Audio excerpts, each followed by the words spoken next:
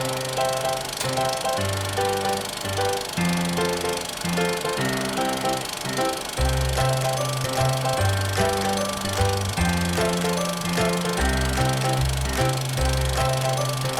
Pino es una chica que se cría en un pueblo muy pequeño de 1.000-1.500 habitantes en la provincia de Toledo, y yo creo que toda esa raíz, esa esencia de la tradición de los pueblos castellano-manchegos está muy presente durante toda su vida, ¿no? Ya sea en su época universitaria, ahora en su época profesional y sobre todo en su literatura. Yo siempre, de toda la vida, había sentido muchísima fascinación por el género de terror, ya sea literatura sobre todo. Cuando descubrí a Stephen King me encantó, ¿no? leer sus libros y la sensación, ese terror que te genera.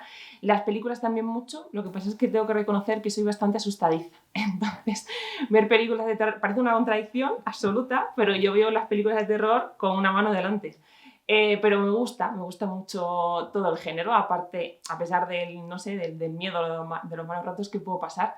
Entonces, bueno, al final, como es lo que me gusta leer, siempre lo he disfrutado muchísimo y pues he querido combinar esa pasión por escribir, que me gusta mucho, pues con el género que más me atrae, que es el género de terror.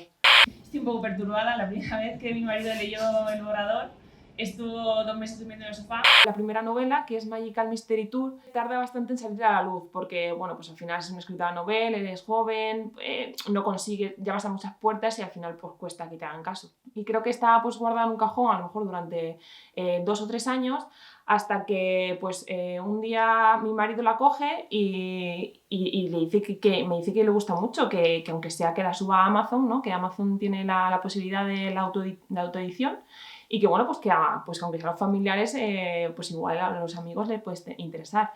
Y la verdad es que en Amazon consigo vender más de lo que esperaba, y es cuando ya se lo presento a la editorial y me dice que sí, que para adelante, que editamos. El silencio es lo peor sin duda, porque al final más que mal, pues todos esperamos una respuesta y sobre todo que te digan qué es lo que le pasa a tu novela, porque al final lo que quieres es que se publique y que alguien te diga los errores que contiene, ¿no? Entonces el silencio es fatal, porque realmente no sabes si es que ni siquiera se la han leído o si no les ha encajado, o es que la novela está muy mal. Endémico tiene un tercer personaje que para mí es fundamental, y es el pueblo. Yo vengo de un pueblo muy pequeño, entonces todas esas tradiciones pues están muy arraigadas en mí, y me gusta exponerlas, ¿no? Que la gente entienda el significado de los pueblos y todo lo que los pueblos pues al final calan en uno. Entonces, lo que yo quería contar en esa historia, en esta novela, al final es la historia de un pueblo que pues sí es cierto que está muy machacado por maldiciones, por historias truculentas que han ocurrido en él. Pero al final lo que me gusta plasmar es cómo toda la gente que forma parte de un pueblo tiene nexos de unión unos con otros, y lo que siente una persona se traslada de alguna manera a todos los componentes del pueblo, y es un ente más que forma parte de la historia. Ronda rápida de preguntas típicas. Creo que si no naces con ese puntito de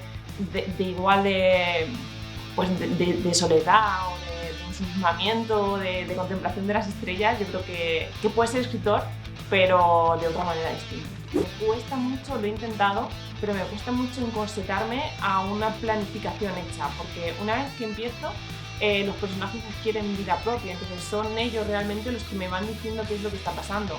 Sí que a lo mejor puedo tener muy claro cómo va a acabar y ciertos momentos de la historia, de ciertas cosas que tienen que pasar, pero el resto es absoluta evolución de los personajes, de lo que dicen y de lo que hacen. No he sentido ese miedo a la autocensura. No descarto que en algún momento, pues como decimos, las redes sociales, al final toda la sociedad y ciertos temas con los que pues es muy sensible, pero de momento a día de hoy no creo haber metido en ningún charco ni me he tenido que autocensurar por eso.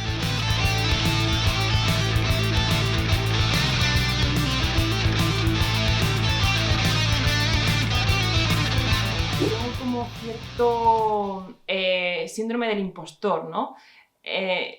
Personalmente no creo que llegara a considerarme nunca escritora hasta el momento en el que yo pudiera vivir de esto exclusivamente. En ese momento en el que tú puedes vivir exclusivamente de la escritura y puedes dedicarte 100% a la escritura porque la vida te lo permite, en ese momento creo que personalmente llegaría a considerarme escritora.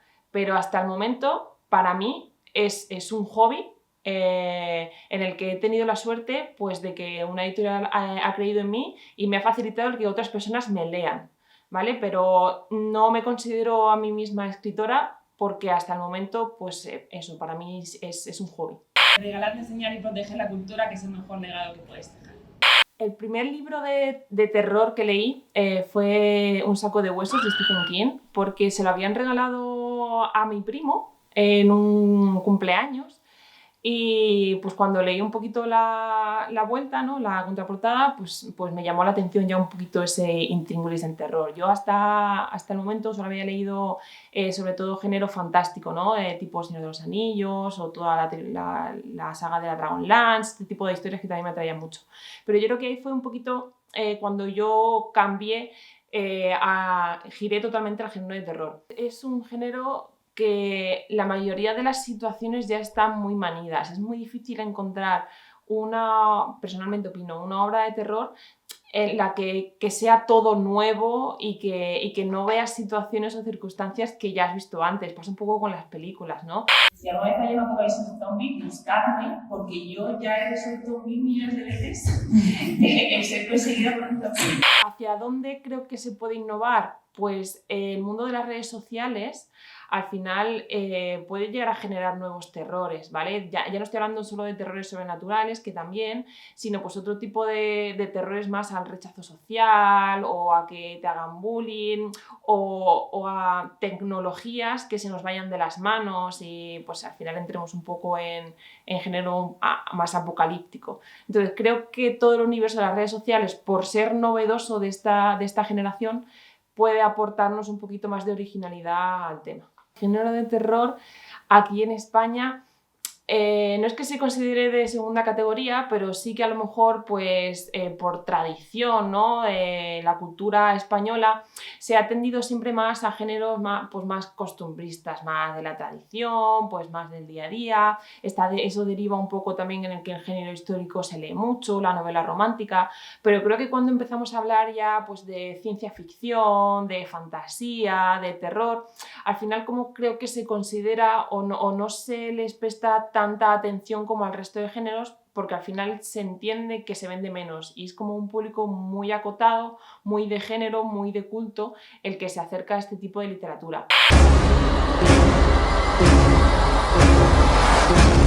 El que diga que le gusta el terror y no le gusta Stephen King es que no le gusta el verdadero terror.